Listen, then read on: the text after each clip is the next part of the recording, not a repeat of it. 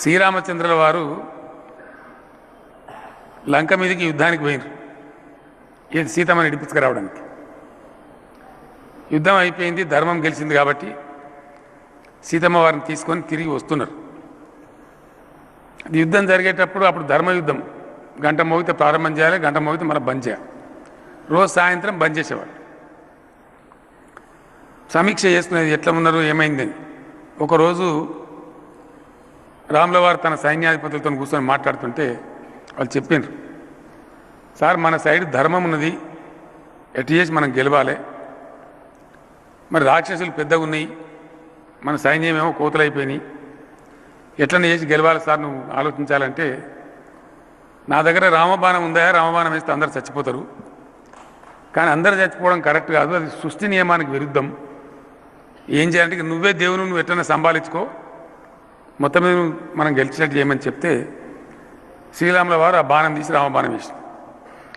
రావణాసురునితో సహా మొత్తం చచ్చిపోయి కానీ విజయం సాధించి రిటర్న్ వస్తున్నారు. కొద్ది దూరం వచ్చేటప్పటికి మధ్యలో ఎవరైతే సగం ఆయుష్తో చచ్చిపోయినటువంటి అర్ధ ఆయుష్తో చచ్చిపోయినటువంటి రాక్షసులు ఉన్నారో వాళ్ళందరూ ఎదురు తిరిగిండ్రు.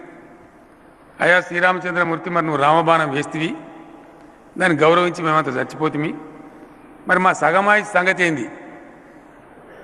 ఏం పర్వాలేదు, కలియుగంలో మీరు ఊరుకొని నలుగురు చొప్పున కొట్టి మందిని మీక్కొని తినండి.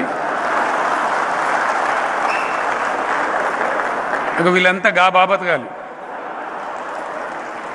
తెలియక మనుషులను మనం అనుకుంటున్నాం. శ్రీరామచంద్రుల వారు లంక మీదకి యుద్ధానికి పోయినారు.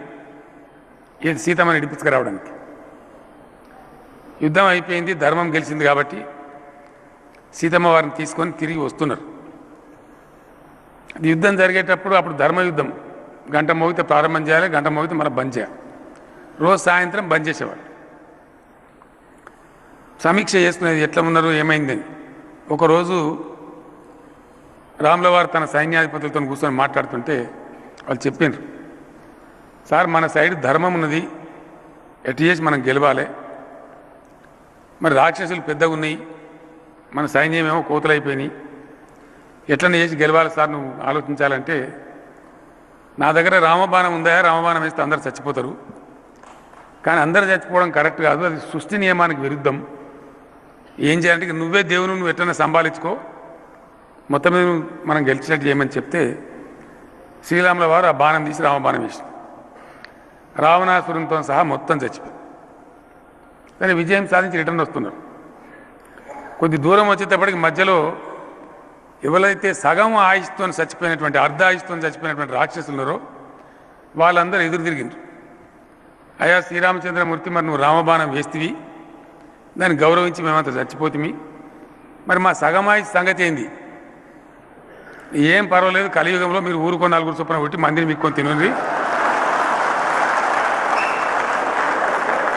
ఇక వీళ్ళంతా గా బాబతగాలి తెలియక మనుషులను మనం అనుకుంటున్నాం.